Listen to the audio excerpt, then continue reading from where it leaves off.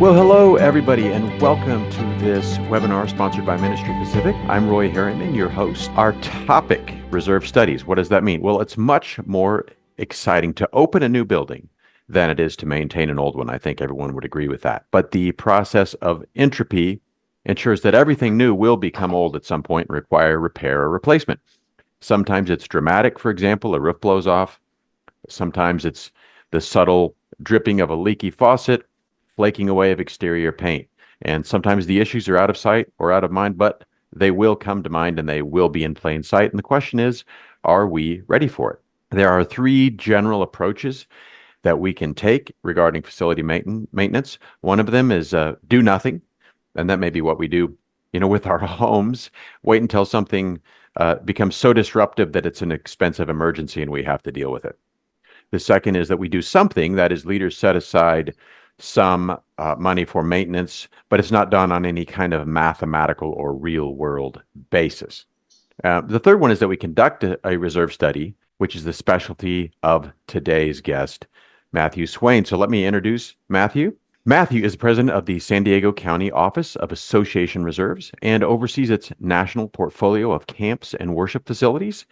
He joined the organization in 2005, just before completing his bachelor's degree in physics at California Lutheran University. His background gives him a wide range of knowledge in mathematics, statistics, electronics, fluid dynamics, and it's proven beneficial as he works with clients and applies those disciplines to create a financial roadmap that leads to the longevity of their properties. Welcome, Matthew. Thanks so much, Roy. Yes.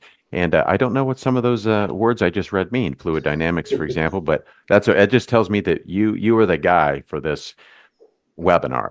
So before we begin, Matthew, why don't you tell us a little bit about association reserves and also your career trajectory? As I understand it, you plan to become a youth minister, but you discovered another path of service that was fulfilling.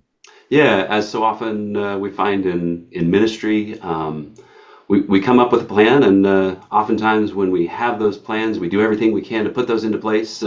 We find out that God ends up laughing at the end and saying, no, no, no, I've got something else in store for you. So to start with, Association Reserves was founded by my business partner, Robert Nordland, back in 1986. So as Roy mentioned, I oversee our San Diego County office. That's one of 16 offices that we have across the country. We work in all 50 states. We work internationally as well. So we serve clients of all over the country, all over the world, of different types, different sizes. And specifically, I have the opportunity to serve worship facilities nationwide. And that really was born out of my original plan to go into youth ministry. So as a young teenager, growing up in a Methodist church, we had a great UMYF program. We had wonderful youth ministers there. And later on, going into high school, college, a lot of great leadership in the youth ministry area of the congregations that I participated in. And they were so impactful in my life that my plan in going to Cal Lutheran back in 2001 was to go into youth ministry. So I started with a religion major. And as I really started diving into that, asking questions, looking at where I was going to go with my life, realized that it might be better to have a different major so that I had a more broad background. And then my plan was to go to seminary after that. So in my senior year, I did start as an intern with this firm with a plan to go to seminary, started in seminary while working at this firm, and realized that I could take my passion for ministry and apply it to the tools and the skill sets that I learned within Association Reserves to help plan for long-term maintenance, repairs, and replacements. So I went ahead and took that leap, left the ministry as far as professional seminary type work, and started the national service for a company and working with worship facilities. I have yet to meet someone who has said, I went to seminary so that I could make sure our buildings were adequately maintained. Now, maybe I should meet someone like that, but I haven't met anyone like that yet. How does this actuarial, financial, mathematical process? How does it fit into ministry? How does it complement the actual work of ministry? Well, I think we find so often, in looking at the coursework at the seminary that I started at, there was nothing on taking care of buildings, how to plan for the future, as far as the facilities. But so often we find that whether it's professional ministers who are ordained, whether it's the business, the admin staff, the volunteers who run the finance committee, the boards of directors, they all end up having more than just that specialty that they're there to do, their official title. They end up helping with facilities, whether it's janitorial or building repairs or planning for maintenance, things like this, because they're typically, they wear a lot of hats. And I think everybody in ministry, whether volunteer or professional, can appreciate that we don't just have one role. We end up filling a lot of roles. So for anybody who takes care of a building, who has buildings and property that support their ministry, it's really important to understand that we don't want those buildings to become an anchor weighing us down. Rather, we want those buildings to be well maintained so that they can be a great launch pad for the ministries that they were set up to do, whether that's worship, whether that's education, whether that's soup kitchen, food service, homeless shelters, whatever that nonprofit is involved in. Those buildings need to be taken care of, not for the sake of taking care of buildings, but because they can empower so much of our ministries and what we do. For the vast majority of organizations, ministry without a building isn't a reality or a possibility. So, Matthew, in your experience, what approach do faith-based organizations, houses of worship, what do they tend to do regarding budgeting and planning for facility maintenance? We touched on kind of the three broad ways, the broad avenues of how organizations typically face it. And all too often, what I find is path one is the typical path. We build our buildings. We're great at those capital campaigns to, when you have a new ministry, a thriving ministry that's growing, we can build new sanctuaries, we can build new education wings. But then we forget, because they're new, that they need to be cared for. And so that 10, 20, 30 years down the road, when things start to fail, it's a big surprise. And everybody throws up their hands and say, gee, what happened? Why is the air conditioner not working in July? Why is the roof leaking during that heavy storm? In Chicago, why is the boiler not kicking on in December? Why are we freezing?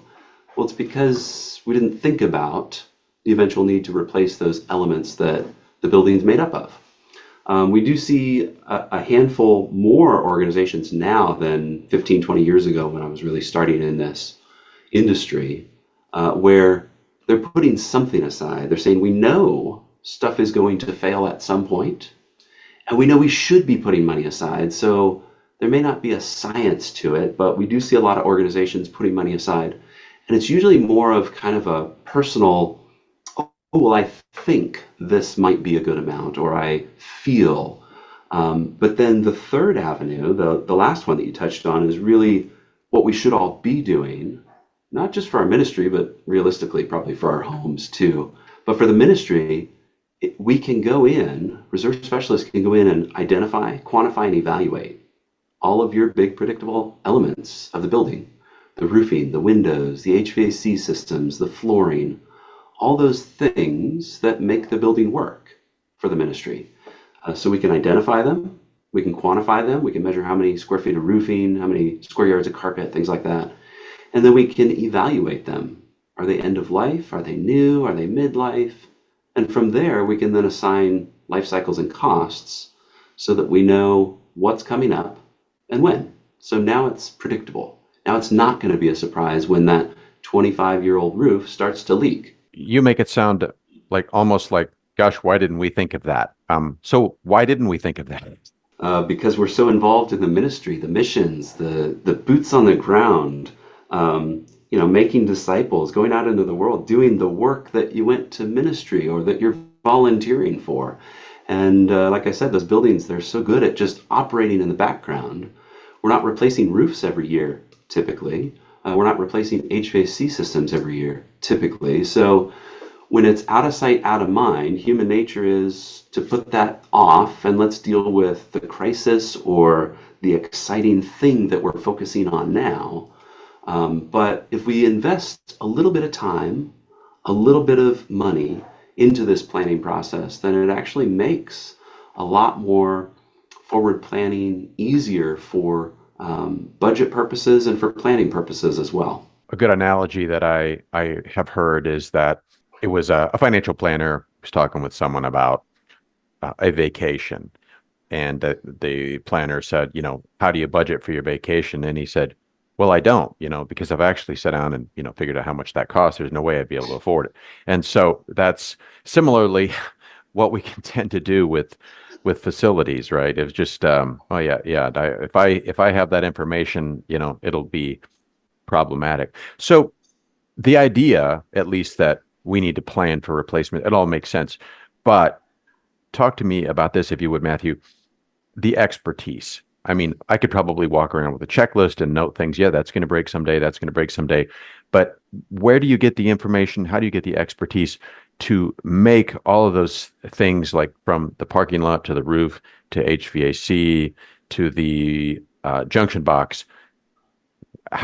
When it'll fail, how much it'll cost? How does all that information, where does it come from? So we have over 100 staff members in our company, and we are trained in all these different areas of expertise up to a certain point. So we are not going to diagnose waterproofing type issues, but we can tell you if we see failed sealants, failed paint, roofing where you walk upon it and it's soft, it's spongy. So we know enough to identify issues and to get the congregation to dig deeper with a more involved expert when they need to. But we're constantly educating our team. So we learn from asphalt consultants, HVAC experts, elevator consultants. So we're doing constant training so that we always are staying ahead of the curve as far as latest technology, as far as life cycles, costs. When you go to replace that old, I was working with a congregation in New York back in May, and they had an old cooling tower system, which, for those of you who don't know, it's a very complicated, expensive piece of machinery that typically runs HVAC, between that, the boilers, the pipes, for an entire worship facility. They ended up changing that out for small ductless split systems. So now they have modular HVACs that if one goes out, you can still operate most of the building. So it's much easier to deal with. So we're constantly staying on top of what are the new technologies, what are folks doing in the building industry, so that we can help guide our clients forward to a successful future. So in that situation, I assume you could have offered input into the existing cooling tower system, but your recommendation was to switch it out to some different technologies because that would be more effective for the long haul. As far as our budgeting purposes, we're going to go ahead and put the budget and the schedule of the replacement of that system based on where it is in its life cycle and current costs. And then we're going to encourage them to work with an energy and HVAC consultant to determine what's going to be best for them, because they're going to need to look at not just efficiency of systems, but use of space too. So they had a high use of space. They have school going on Monday through Friday there. They have worship on the weekends. So it's a high use space. So their energy savings was pretty significant by switching to that new system as well. I see. So the overall expense replacement plan included the cooling tower, but as you were kind of going through the checklist, you're like, this is something you may want to consider. Yeah, so in our expertise in working with worship facilities for nearly 40 years now, not myself, but the company has been around since 1986, we have gleaned a lot of information on how to best utilize the space. You know, if it was a congregation that maybe had an office that was busy during the week, but most of the building was unoccupied, then it may not be, the cost benefit may not work out there. So it's going to vary depending on the circumstances. We don't just have a checklist where we're going around saying, okay, A, B, C, it fits these boxes, that's it. We start with kind of the broad checklist of, we're looking at building envelope, we're looking at interior finishes, mechanical systems, buildings and grounds. But then we're going to do a deeper dive, and we're really going to use our knowledge and expertise to determine what's going to be best for each facility that we work with as well. So in general, and you may answer it depends, but in general, how long does a study like this take from the time when you begin meeting with a team to the time that you offer recommendations? So start to finish, the typical reserve study process is going to be, and this is once we have signed agreement, deposit, information, things like that, from site inspection to report delivery is usually anywhere from about 6 to 8 weeks. Okay. So it's not a long process. It's not months and months, but it's also not an immediate process. It takes time for us to go through all the data collection that we've taken on site, compile that into an easy to read format. We do research with the property as well. So we're not operating in a vacuum where we say, well, HVACs always last X number of years, and if it's a 5-ton package unit, it always costs Y.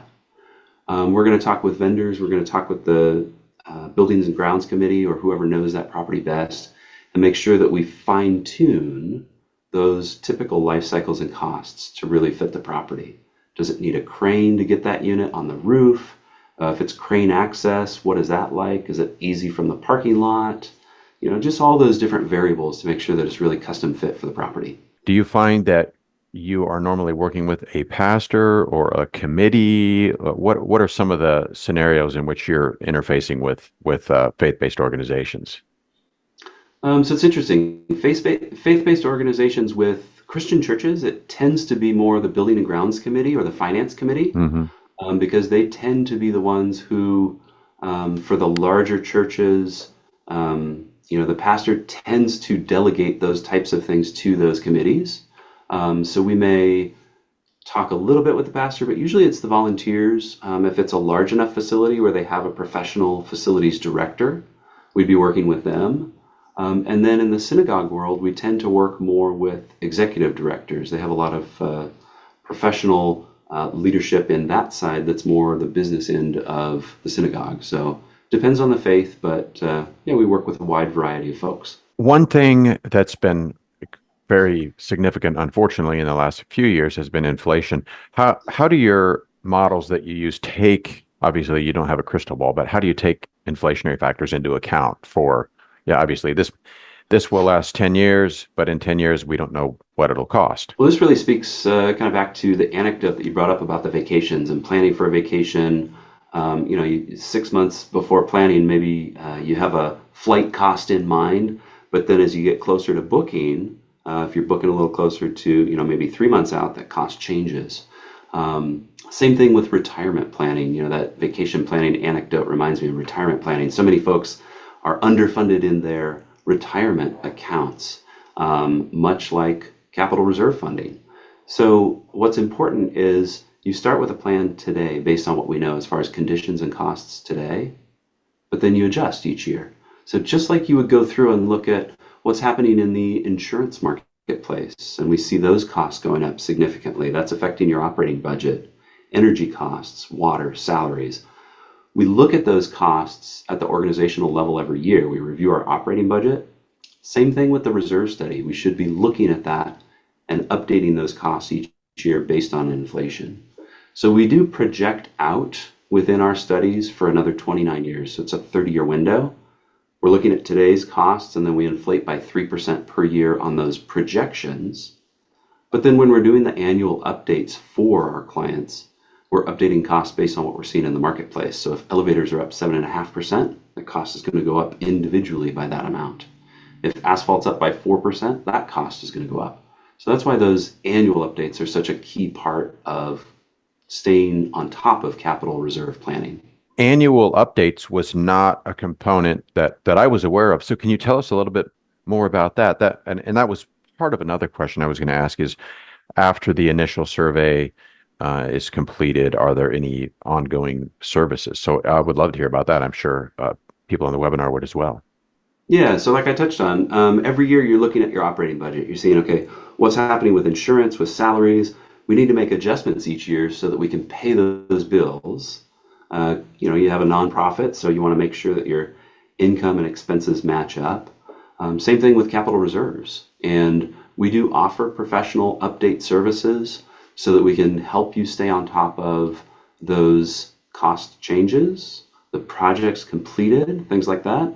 If you're a smaller property and you don't have as many projects happening, maybe you only have projects every few years, you may be able to do something in-house. But what's most important is that you're at least looking at that budget and noting things each year on what's happening.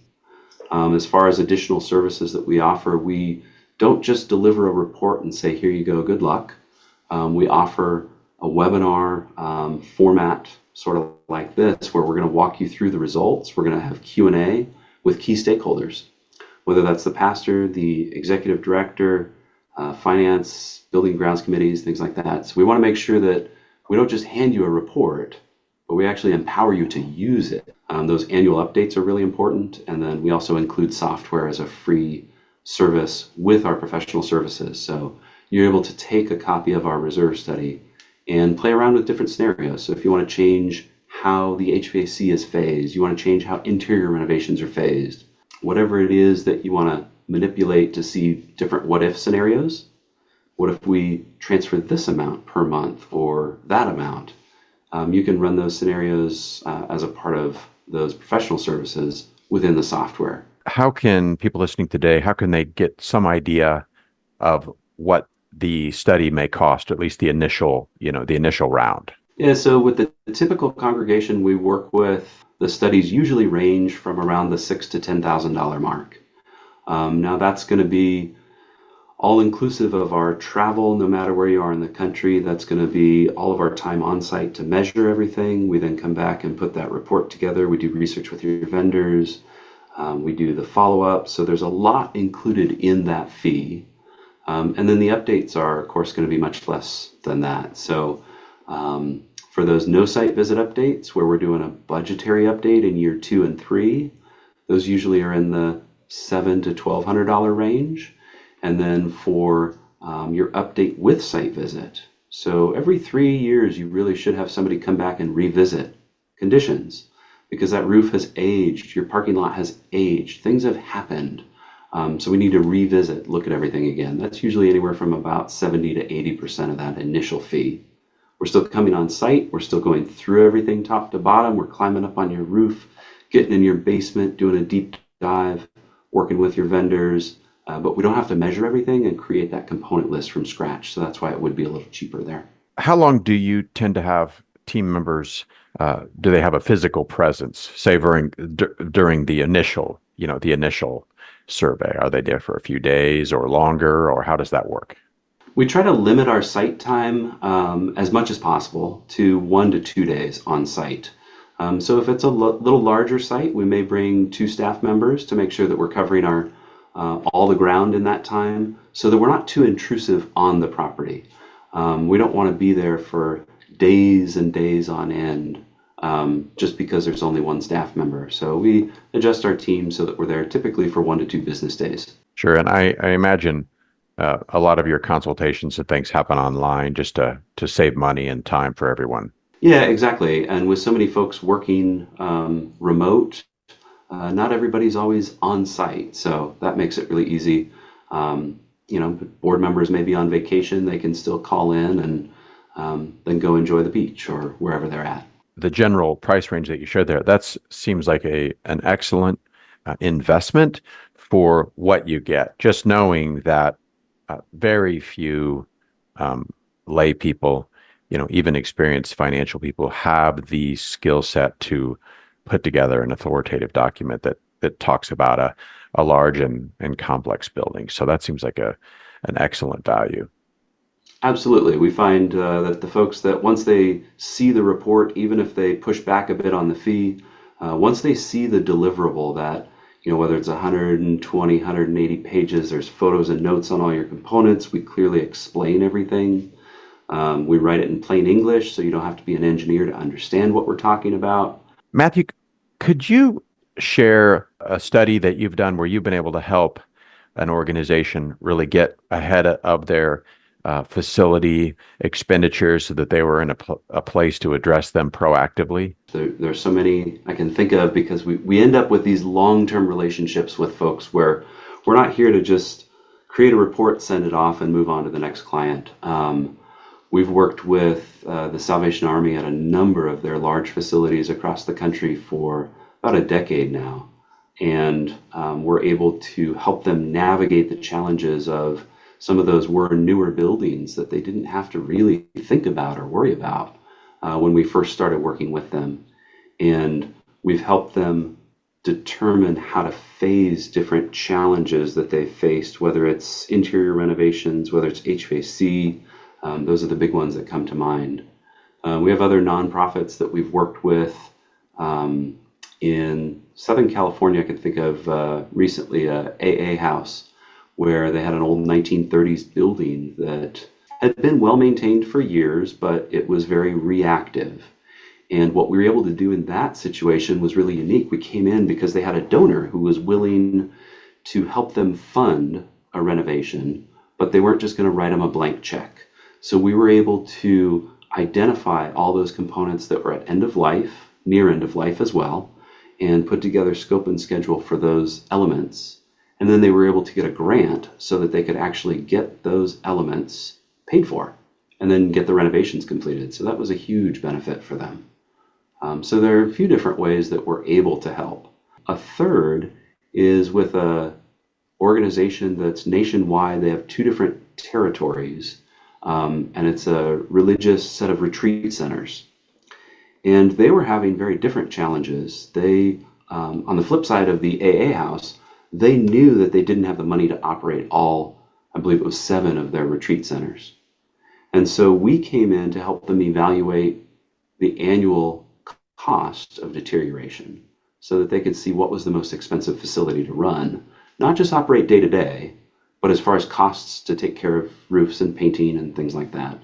And while our output wasn't the only piece of data that they used, it was very instrumental in helping them determine which one of those properties they needed to sell so that they could still become financially viable and they could still continue in their ministry, even if they had to lose one location. That helped them then revitalize their funding sources for the remaining locations. My experience with camp organizations, retreat center organizations is they're spread pretty thin, and it would be very difficult for them to have the resources or the aptitude to look at all their properties and determine which one was a loss leader, essentially. And so you provide that expertise. And so it sounds like your role would be to say, here's the information. You don't necessarily come and say, hey, we think you should sell this one. But you provide the information so that they can make those determinations. Absolutely, because the cost of taking care of a building is only one piece of the ministry puzzle. So you have your operating costs, you have demographic studies that need to be done. There's a whole wide range of inputs to really make that decision. And those are oftentimes incredibly difficult decisions to make because unlike your ordinary business that runs 10 branches in one state and they say, well, this is the least profitable, so we'll just carve that off. Ministries have very different roles, and they have folks who have been there for decades, possibly, folks whose families have been there for generations. So there are a lot of different factors at play, and we don't want our report to be the only decision point because our report only reflects one piece of the overall puzzle of what's important to that ministry. Extremely helpful. A couple of questions in the chat related to what we just talked about. So I'll go over those, and they're both related. Beth asks if our church has 2 locations, would there be a fee per location? And then Bill asks, could you repeat the general cost range for reserve studies again? Bill, I'll respond to yours first. That's a quick answer. 6 to 10,000 is the typical range that we see. We've seen 6-figure bids, though, depending on the scope of facilities, how many there are, how large they are, where they are in the country, internationally, things like that. So the average that we work with in the United States, again, is in that $6,000 to $10,000 range. But don't think that will limit it. If you have 10 buildings across 8 states, 150,000 square feet at each site. And that kind of ties into Beth's question. Beth, as far as 2 locations, if they're right next to each other. If they're in the same town, we can easily build in just one fee to cover that scope. We also work with larger organizations where they want to get a discount because we're going to go have the go ahead on both sites, and they'd be maybe in different cities. So the fee really is dependent on the scope of work, but we can definitely group sites into an overall proposal as well, so that you can get the cost benefit of moving forward with two locations at once. Very helpful. And I should clarify this also. Is there a charge for an initial like consultation or No, so we have calls on a regular basis where whether it's a Zoom call with a committee, whether it's a phone call with one interested board member, we do those all the time free of charge to talk you through so that we can learn about your facilities. We can put together an accurate proposal that's going to reflect the scope, and we'll talk you through more details of how we can help you specifically. And there's no charge for those consultations. any advice on how to communicate this to an audience that is really not fully informed, on the cost and benefit of doing something like this? Boards, finance committees, leadership is typically really good at planning out that operating budget because they have practice with it every year. So they get to see, they can look back on historical trends, and they can handle that. That's very often not a problem for them. And then you adjust. If you make a mistake in one year or you get a surprise bill, okay, then you adjust and you're constantly looking at that operating piece. But much like you hopefully wouldn't want some untrained volunteer patching your roof or repairing your HVAC system, do you really want somebody who's not knowledgeable, who's not experienced, to guide you down the path of capital budget planning? It's something that, yes, at a 30,000-foot view, to most people it seems, oh yeah, of course, why wouldn't we plan for those? But when it comes down to, like you said, where's the checklist? How do we deal with this? How do we deal with that? How many volunteers understand the true scope of the facility? Who can safely get up on the roof, look at the HVAC systems, who can go in that basement, look at the boiler, who can really identify, quantify, and evaluate all those big predictable elements and bring predictability to what oftentimes is a multi-million dollar over decades budget. Do you really want an untrained volunteer leading you down that path? Because you're not going to know that's wrong necessarily until those expenses come up. So when you go to resurface your asphalt and it's a $250,000 bill and you find out, gee, we didn't have resurfacing in there. We thought we just kind of seal it every once in a while because it looks pretty. So just like with any other trade, to take care of the building, you want to make sure that you have trained professionals lead you down this path. Now that makes sense. And we're really good faith-based organizations, houses of worship, nonprofit organizations, and in doing capital campaigns. I mean, we work really hard. We put together the mission, we put together the vision, we share the stories. But for some obvious reasons, it's hard to get people as excited to buy a new boiler that just wouldn't. But yet we absolutely need it as much as we need the expansion or the new building. It sounds like there is not a reserve studies for dummies book out there where someone can take a guide and do this themselves. For those smaller congregations or where you do have, because much like with the HVAC system, you may have somebody knowledgeable in your congregation that can help you. We've seen congregations that have HVAC companies that, they're part of the congregation and they can go help and fix and volunteer. So if you have somebody who does have the knowledge, the expertise, we do have what's called a do-it-yourself kit that helps a knowledgeable individual walk through how do we create this, and then we plug in that data to our funding plan, and that allows us to create the report for them. But you touched on capital campaigns and how easy it is, relatively, to get folks to donate to this big mission vision of building, whether it's a sanctuary, an education wing. They see the need. And that's new, it's fresh, it's exciting. How often do those capital campaigns include a line item for a reserve study with that capital campaign? And how much better suited would we be for the future if in that million, $2 million, $5 million capital campaign, we had a 0.5%, I mean, just a small, maybe a 1%, but 0.5% of that overall capital campaign to create a reserve study from scratch for that new build, then it's already from day one ingrained in the process. And then it's just a natural evolution to simply update it. It's very cost effective to update a reserve study. So then you set yourself down the path of sustainable financial stewardship for that new building. So that's something that I'd really love for folks to really consider, because when they're raising all that money, it's the tiniest little drop in the bucket to add a reserve study to that capital campaign, and it will set you up for decades of both financial and physical success at that new building. That is a phenomenal idea. Like as you said, the tiny percentage is not going to break anyone's campaign, and just to have that system built in from the beginning, that's a phenomenal idea. Do any are you familiar? Do any contractors or general contractors or construction companies, do any of them recommend doing that? That's they should if they don't. It's something we've been trying to educate the architectural firms Hmm. about. Contractors tend to be, I was actually talking with a contractor yesterday, and he's very focused on getting that roof on right now. And so they have their expertise there. It's more the architects, the kind of big picture folks that help make these buildings happen from the planning perspective that I think are probably the best avenue to start with.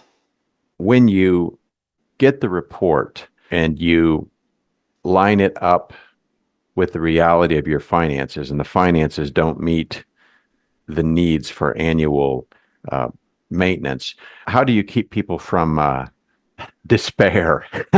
How- It's important to remember that knowing the truth and responding to it is really a foundational concept of the religious life. And putting our heads in the sand and ignoring that reality, ignoring that cost, is only going to put us farther and farther behind. So even if we can't pay that annual bill, if we at least know what it is, we know what's coming up and when, then we can at least plan for, yeah, maybe we can't afford that interior renovation. But guess what? The HVAC is 25 years old, and we've got a hot summer coming up. We really should plan on getting that taken care of. So at least, even if you can't cover that annual bill at this time, at least knowing scope and schedule of those projects gives you a window into the future so that you can proactively plan for what you actually have to do versus, yes, the sanctuary is getting kind of old and tired, the carpet's starting to get stained a bit, but we don't have the funds to do everything. So we can prioritize, and that helps keep everybody's eye on the ball, because so often those, just like with the capital campaign, it's easier to get the money for the carpet in the sanctuary than it is for that boiler in the basement that people don't think about until it doesn't work. and then when it doesn't work, people Yell and tend scream. to respond, why did you let this happen? Exactly. How many times has anyone been a part of a congregation where all of a sudden the sermon takes a hard right and now it's capital campaigns and tithes because there are facility crises? My business partner has told me years ago, he was at a church in LA, and a wealthier neighborhood too. This was not a rundown, tired, didn't have the funds in the community. They were doing fundraising from the pulpit because their 25-year-old AC systems were being band-aided. They couldn't hardly find parts. It's just not good financial stewardship. It's not the way we should care for our buildings. That again, we want them to be a launch pad for our ministries, to support our ministries, not be an anchor that weigh them down. Matthew, I really like the way that you explain that, because I'm just going to put a completely random number, but say I need to put $2,000 a month into a maintenance plan, and I only have 500. That helps me to know if somebody says, "Hey, you know what? We need to buy a new bus. We need to buy a van, or as I say, or some other priority." Then we can make an intelligent decision We may buy the bus anyway, but we're acknowledging the risk that, yeah, the HVAC may run out of steam and we're not going to have money for it. Or we're going to have to take a bank loan or whatever the situation may be. But helping to make this, knowing what our liabilities are, is a huge benefit.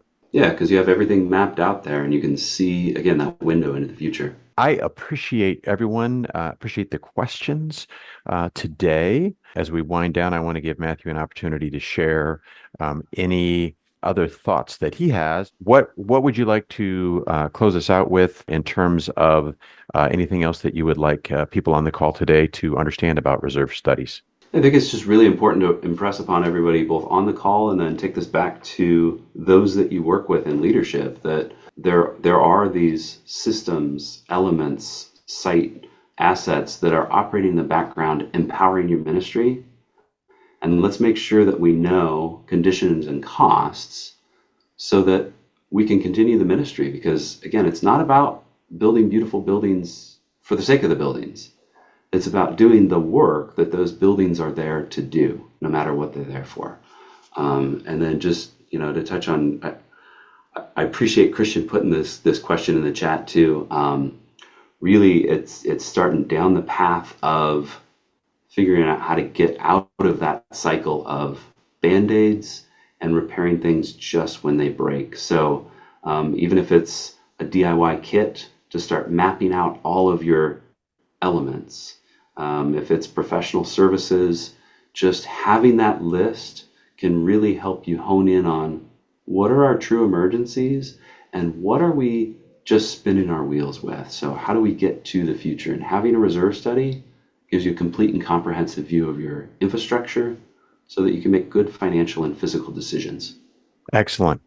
Well, thank you, Matthew, for sharing your expertise today. Thank you, everyone who joined us at Ministry Pacific. Our goal is that webinars like this are just the beginning of a conversation, not the end. So that we encourage you to talk to Matthew and set up a free consultation and learn about the possibilities for a plan that will protect your ministry from disruption and protect what you've invested in. So, thank you again, Matthew.